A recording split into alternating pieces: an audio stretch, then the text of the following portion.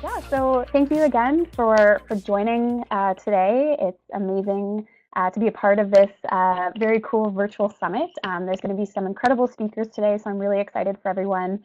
Hoping you can learn a ton, just absorb all the information, and I'm hoping it will help you whether you are applying this for your clients or if you're applying this for your own side hustle or business.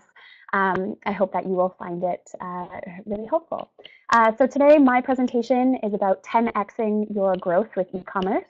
So really what I want to achieve today is to help you have a solid understanding and base of what the world of e-commerce is like, what the opportunities are, how to get started, what are, can you even sell online? You know, it's always changing, and so we'll talk about that.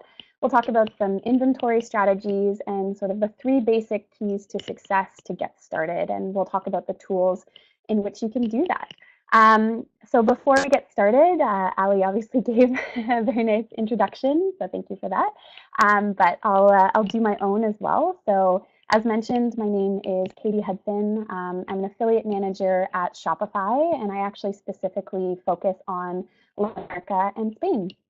I've been at Shopify now for about 3 years, and I've been on the partnerships team for the last year and a bit. And I've been in the e-commerce space for 6 or 7 years now, which is crazy. Prior to Shopify, I was working as the head of marketing for an e-commerce agency based here in Toronto. So I'm currently broadcasting live from Toronto in Canada. It's very snowy here, so hopefully wherever you are, maybe you have some nice weather. If you're on a beach or if you're near the ocean, I'm very jealous. So I see I have a friend somewhere in Germany, Johannes. And so if you have snow, you and I are on the same level. So I've been, as I mentioned, in the e-commerce game for about 6 years, working for an e-commerce agency previously to Shopify. And before that, I was actually living in Colombia, where I was working for a consulting firm, helping tech startups create their business plans, their go-to market strategies, etc. So that was like my first taste of tech. And I love being in this industry. It's constantly changing. It's so interesting. And I think there's no better time to get into e-commerce than now. And so I'm going to take you through that a little bit. I'll be talking more about Shopify a little bit later, but to give you sort of a brief, quick intro, in case you're unfamiliar with the company. So we are the largest commerce platform in the world, and we help people power their businesses. So whether you are selling online, in person, or anywhere where your customers are, our software and physical hardware devices help you do that. So we're here to inspire the next generation of entrepreneurs, help businesses of all sizes start, grow, and ultimately be successful. So starting off, I want to talk about what are the opportunities even around the world when it comes to e-commerce, and to help sort of frame your thinking of how big and how many opportunities there are to actually take advantage of. So theoretically speaking, the opportunities are endless. We have over 4.2 billion people in the world now who have internet connections, so who are internet users, which is actually over 53% of the world's population. So if you take a moment to just think about how many people that is incredible. So what this really means is that, we're spending more time online, and there's more opportunity for marketers, for business owners to capture the attention of people from all over the world, because now more than ever, people have internet connections. So even something as simple as digital ad spend has actually surpassed physical ad spend, and also TV ad spend. So the traditional forms of media are sort of decreasing in their amount of ad spend because digital is taking over, because that's where everyone is. We all have our devices super close to us at all times, whether that's a laptop or a cell phone, and we're constantly connected. So the ability to be connected to people all around the world is a huge, huge opportunity. So really that means that digital marketing is a must for your business. And also if you are selling products or even services, e-commerce comes into that. And so we're going to talk more.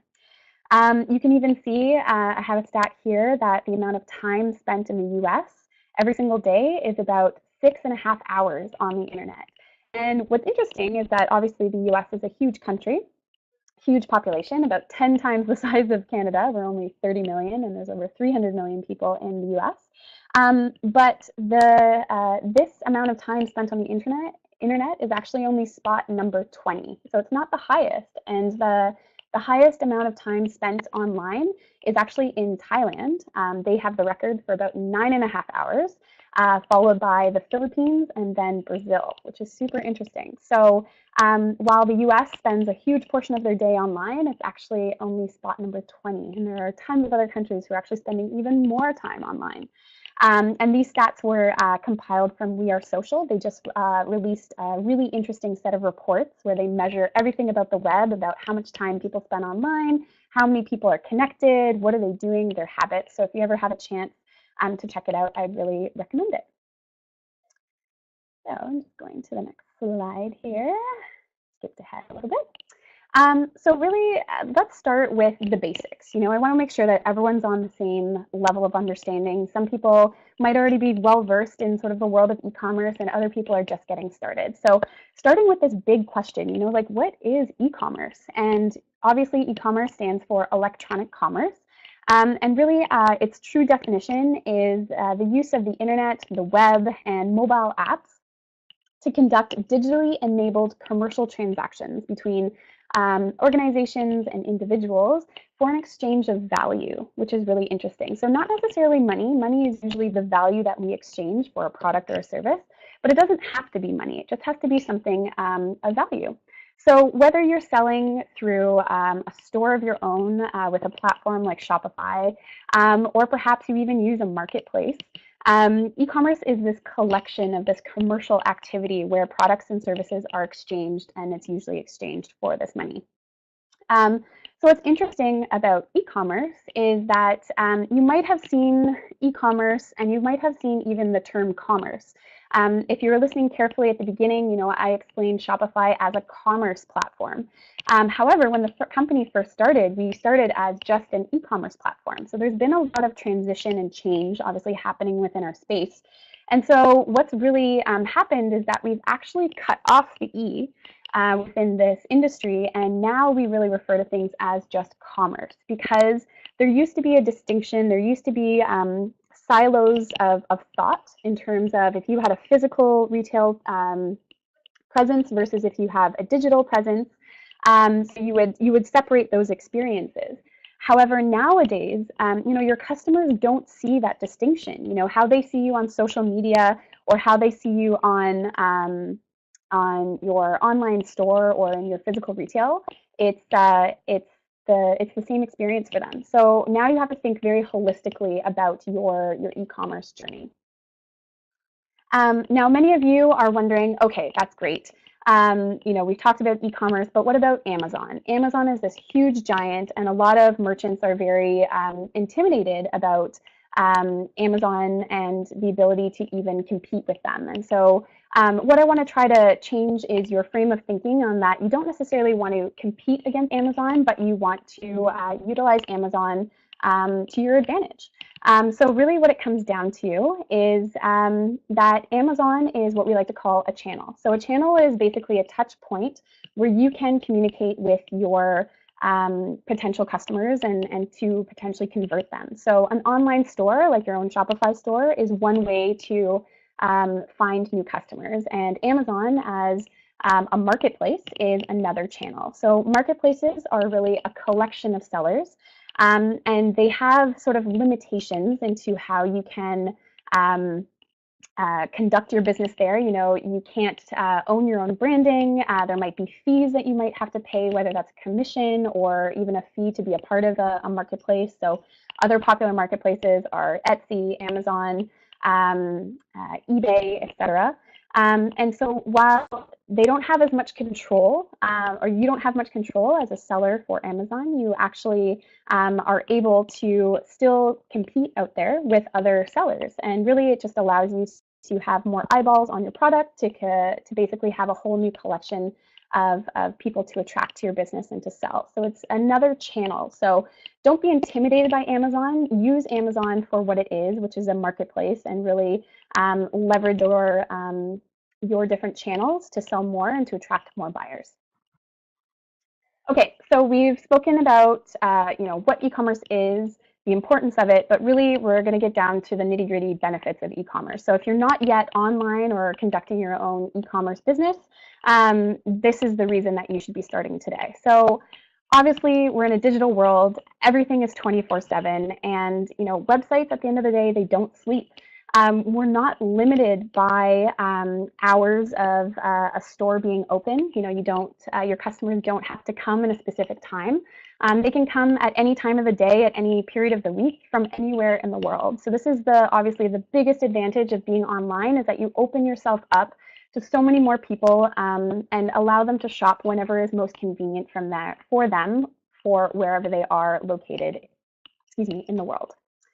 Now, I was sort of touching a little bit of this on the marketplace side of things, but the key to having your own online store and your own presence is that it's your brand and it's your way.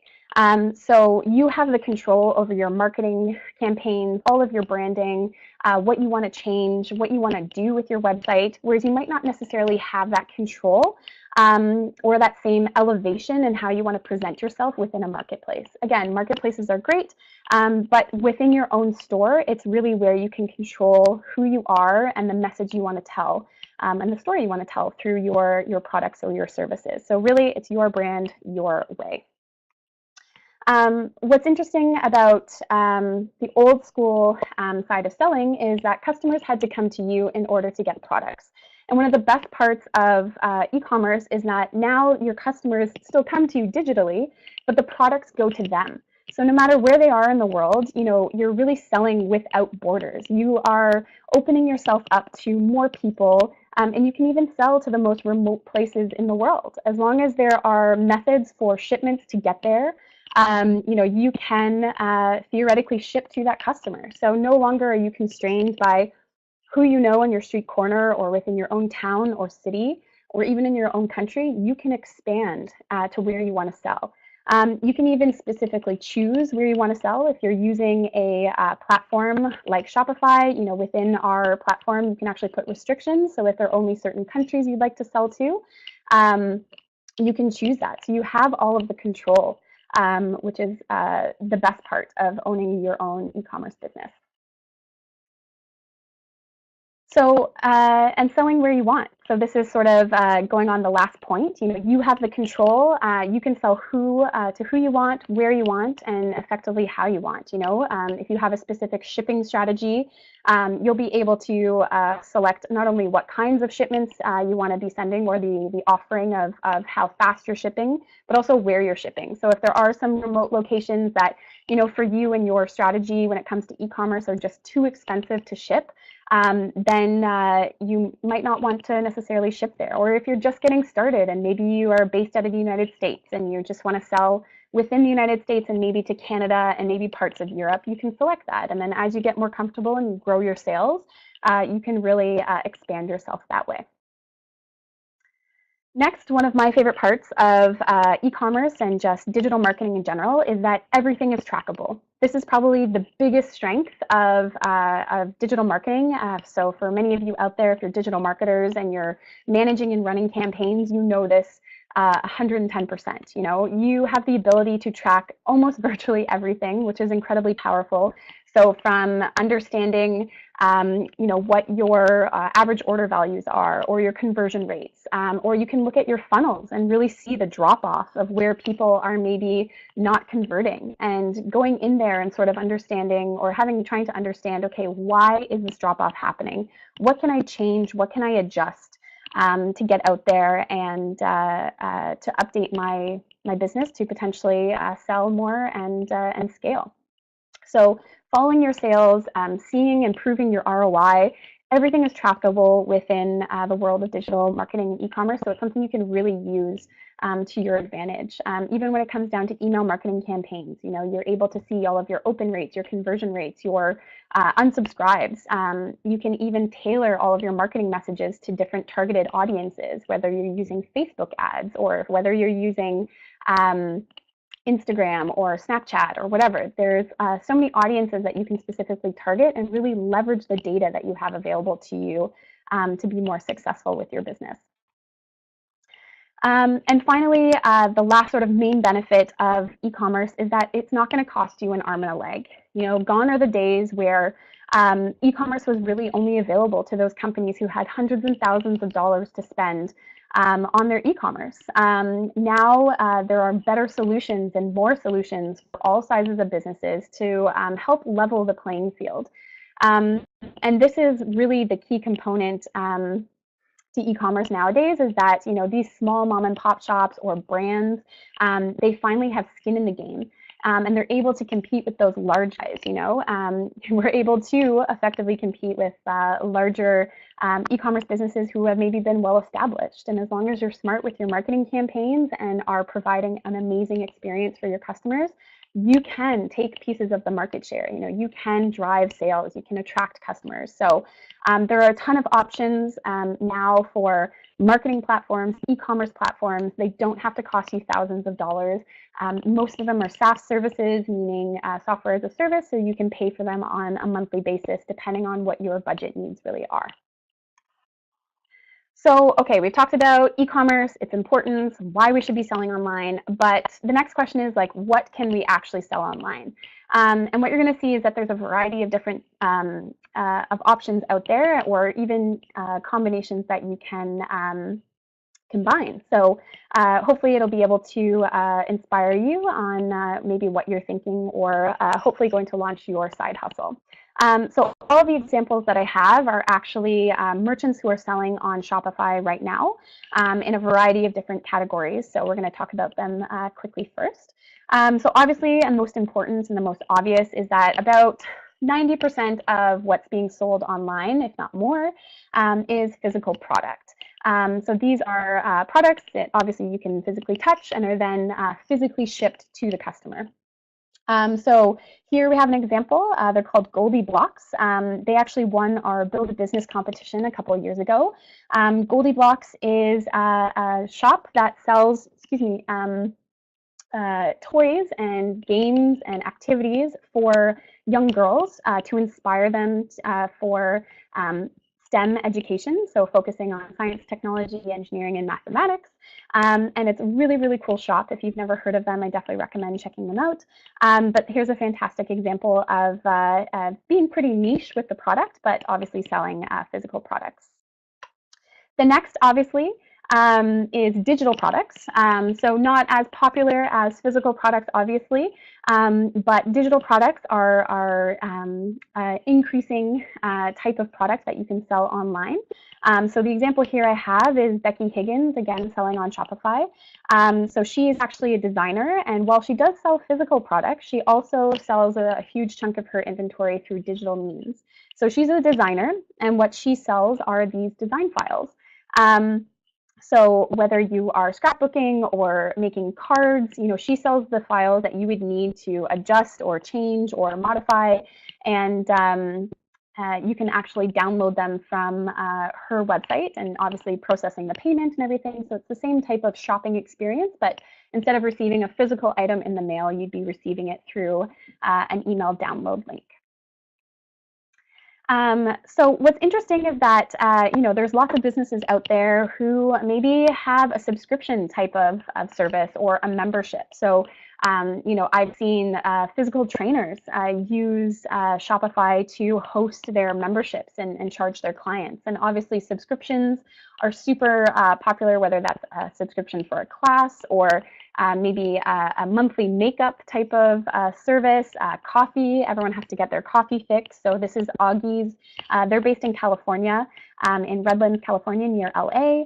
And they obviously sell their coffee packages normally, but they also sell a coffee subscription. So they have reoccurring billing with their customers already set in. So their customers would pay, they'd be automatically charged every month, and then have the coffee delivered to their door wherever they might be located. Next, and what's really interesting, and not a lot of people have maybe realized this, but you can actually use e-commerce for charitable causes. So here we have an example called Visit Rico. They're based in Puerto Rico, and they actually created this site in order to collect donations, especially after the devastating hurricanes that happened last fall. So they use their website to not only share what's going on, but then also use it as a portal for people to share their webpage, but then collect donations through it. So charity is a very interesting way to enter sort of the world of e-commerce, but it's one that's growing, and we're seeing a lot more organizations or non-for-profits utilizing things like e-commerce platforms to share their message and to raise funds for whatever cause they might be supporting. Next, so while it fits into the world of physical products, it's sort of physical product that's going to be returned. So this is product and equipment rentals. So the example here I have is Happily Ever Borrowed. And so they're a rental bridal accessory shop. And what they do is basically, whether they have accessories or dresses or any other type of items that you need for your rental, or sorry, for your bridal purposes, you would be purchasing them online, but then ultimately returning them at the end. So we've seen this a lot with ladies' fashion. So if you've ever seen Rent the Runway, we have a similar Canadian competitor here called Rent Frock Repeat, where these ladies will purchase or pay for a dress, but it's really a rental, a beautiful designer type of dress, wear it to their event, and then afterwards they would actually return it to the store. So this is, again, a more growing area of e-commerce, where if you do have a product, but it's more of a service where you're renting it out, you can still use e-commerce platforms to facilitate that kind of relationship with your customers. And then finally, what's I think is really special is sort of this experience idea. So it's more of a service, but you're providing something to your customers in an experience type of way. So we have an example here from Colombia, so Juan Ballena, and they focus on excursions. So they have these trips that they book within the Rosario Islands, which are just outside of Cartagena. So if you've never been, definitely recommend. They're stunning. And they facilitate all of their bookings, all of their excursion packages through Shopify. So again, if you have a travel type of company and you're really focused on these experiences, or if you have classes that need to be purchased, you can use an e-commerce platform to facilitate those transactions. There's tons and tons of options out there, no matter what kind of business you have. You don't just have to sell a physical or digital product. There's so many options out there. So really, at the end of the day, when you're asking yourself, what can I sell online, you can really sell whatever you want. So whether that's a physical or digital product, we have a ton of people selling services. So even consultants out there, or digital nomads, freelancers, they can facilitate all of their transactions and all of their dealings with clients. If they're purchasing packages or if they're paying for a service, they can facilitate that. Subscriptions and memberships, obviously with fitness consultants or fitness trainers, having a subscription service for food or items that you need every month. If you've ever heard of Dollar Shave Club, they have their monthly razor packages delivered to their customers. So a lot of disposable or consumable products are fantastic fits for subscriptions. Charity initiatives, very interesting, trying to collect donations through an e-commerce type of experience. Renting products or equipment. So if you have any businesses that are focusing in a physical product, but it's not to keep, this is definitely an option for you. You just have to facilitate your return process really well with your customers and how you might be going through with that. Next, we have experiences. Obviously, if you are a trip or tourism type of company, you can actually handle all of your bookings online and collect payment from your customers. And really, you can use a combination of the above. You don't just have to pick one or the other. We see a lot of people who are mixing physical and digital products. Consulting services go really well with digital products. Maybe you're a marketer and you're looking to develop some info products, but you want those to be downloadable, but you want to charge for them. There's so many different ways that you can facilitate all of your transactions, no matter what kind of business you might have. Okay, so next stop is talking about inventory. So obviously, if you have a physical product or even a digital product, whatever it might be, there's different ways that you can even handle your inventory. So So when we're talking about physical product, there's obviously a lot of options. So the three main options are physical owned product, drop shipping, and print on demand. So really when it comes down to inventory, physical owned product means it's something that you're either developing yourself or perhaps purchasing from a manufacturer, but you are holding on to this inventory. You have to store it. And obviously when you're starting as a small business, you might not have the funds to put out front to be able to buy all of that inventory that you might need, or even have the capacity to store it.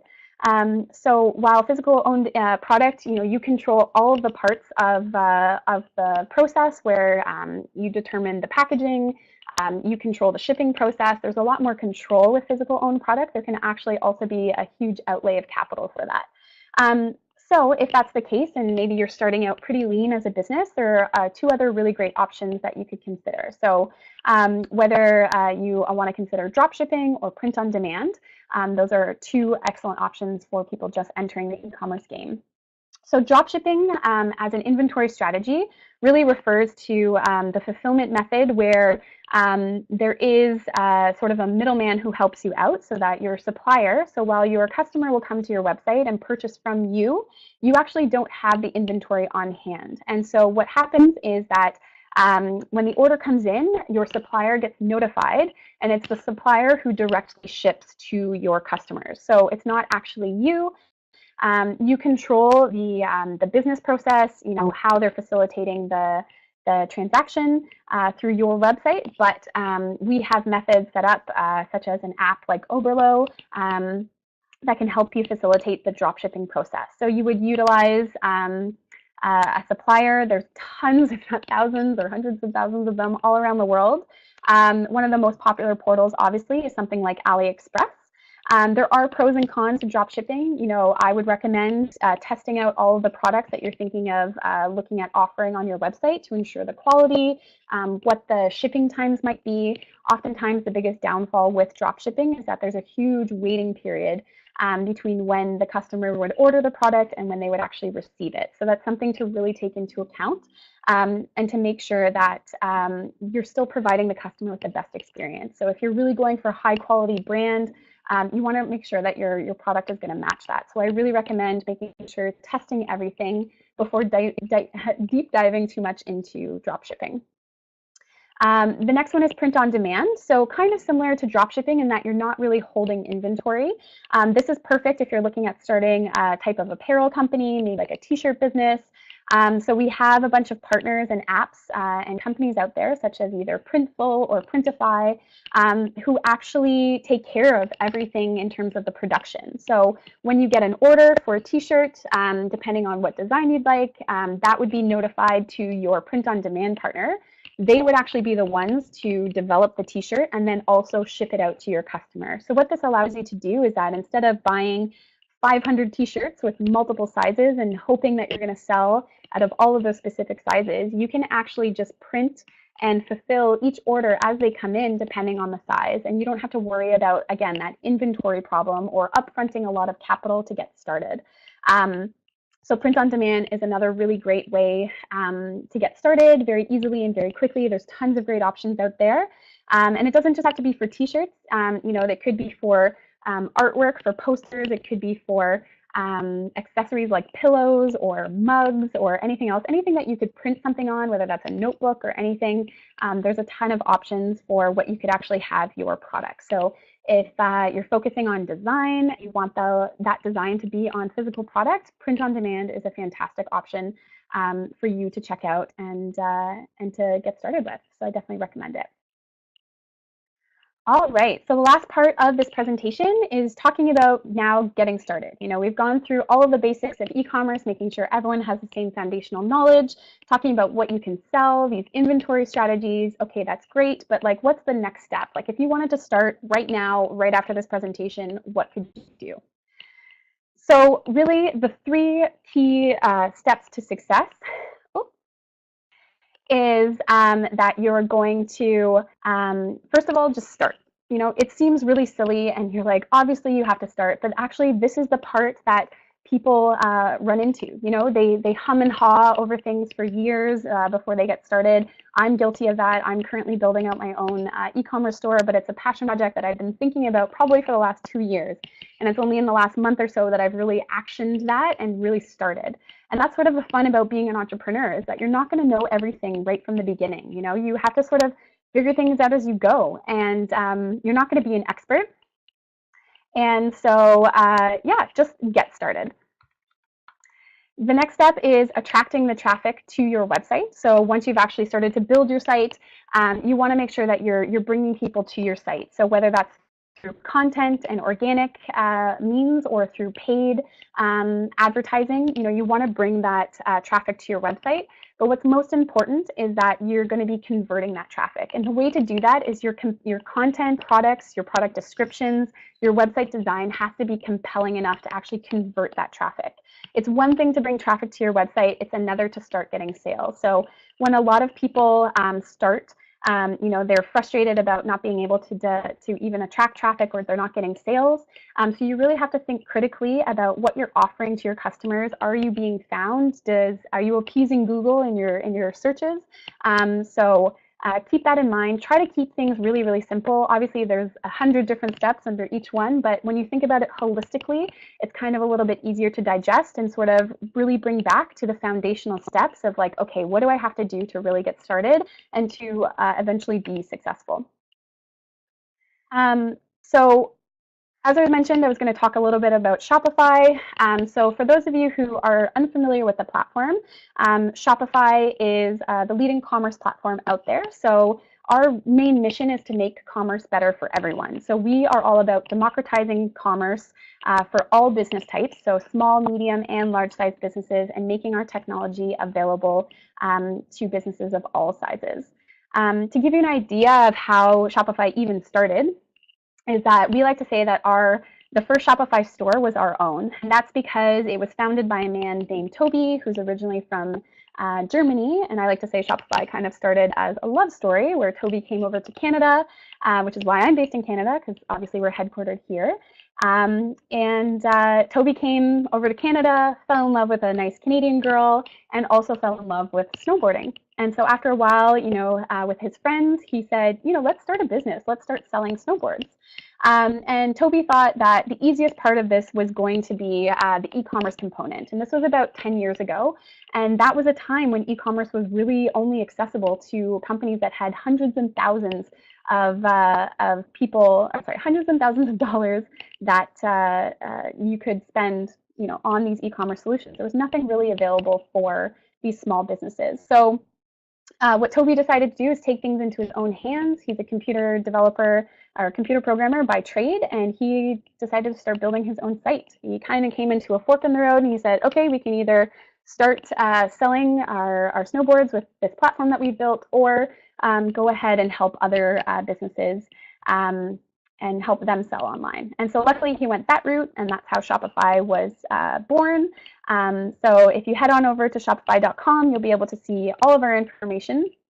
And really, it's as easy as getting started. All Shopify stores start with a 14-day free trial, so it gives you a lot of time to you know, get your hands dirty, work around with the platform, experiment, and start building your business. Clicking on Get Started, you know, you can enter in your email, a password for your store, and a name, and boom, you've already created your store. And again, you have this 14-day free trial to experiment with. This is what our dashboard looks like once you log into your store. Very simplistic. You know, we have our navigation that you're able to check out. So whether, you know, you're looking at your orders or adding products, we have the ability to measure everything. We have some pretty powerful analytic and reporting tools.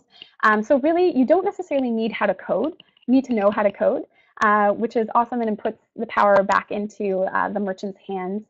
You know, if you've ever worked with any marketing platforms similar to like a WordPress or anything like that, it's a similar type of experience. If you've ever had your own blog, the interface is very similar. And as I mentioned, sales channels, online stores, just one type of sales channel, one way to find customers. We integrate into so many other channels, such as Facebook or Amazon. And so it's just more ways to sell, more ways to gain customers. So I really recommend that if you're thinking about launching a business, or you have a passion project that you're just like, I don't know how to do it, just start.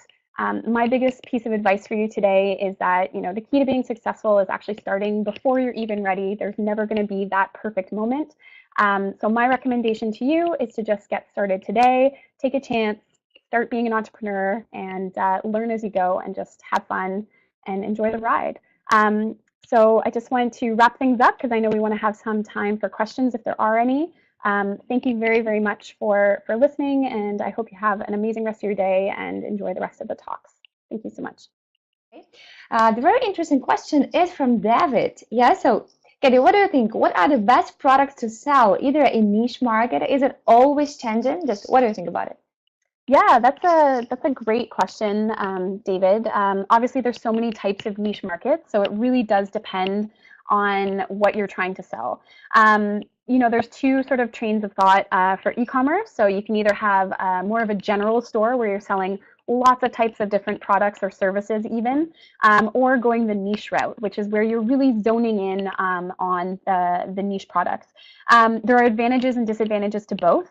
Yes, obviously niches are always changing. A lot of niches can even be, related to what's trending. So if you're using something like Google Trends to try to figure out, what are trending topics, what are trending products, and try to capitalize on those trends to start a business is a really great research tool to get started. But yeah, niches are always changing. It's very, very specific. I think what's really powerful about niches is that while the audiences might not be as wide, obviously they're a smaller number, they are much more qualified and much more focused. So when you are doing, your Facebook campaigns, you can really laser in into the data that you have available. You can create lookalike audiences. So that's a little bit quote unquote easier than if you were to have more of a generalistic type of store where you have a much bigger audience, but it's not as qualified. So there's definite strengths into niches. Just depends what niche you want to focus on. I recommend doing as much research as you can, depending on your product, and going from there. Yes, thank you so much. And actually, you just answered question number 2 from Larry. How do we select the market that we should enter? Yeah, that's great. So very similar to sort of the niche versus general. If you're referring to the markets based on what you're selling, or if you're maybe more talking about like the channels and where you should enter, in terms of the niches or the markets that you have open to you, obviously, again, my recommendation is to do some research, figure out who your customers are, and more importantly, where are they? Are they shopping on marketplaces? Are they shopping primarily online or physically? Really having an understanding of who your customer is, what their persona, their buying habits are like, are really the most important things to help you even decide what kind of marketing campaigns you want to create in order to attract more people. So definitely take a look at the characteristics of your customer based on the products or the solutions or that you're going to be selling to them, and then sort of have a better understanding on how you can start your business there.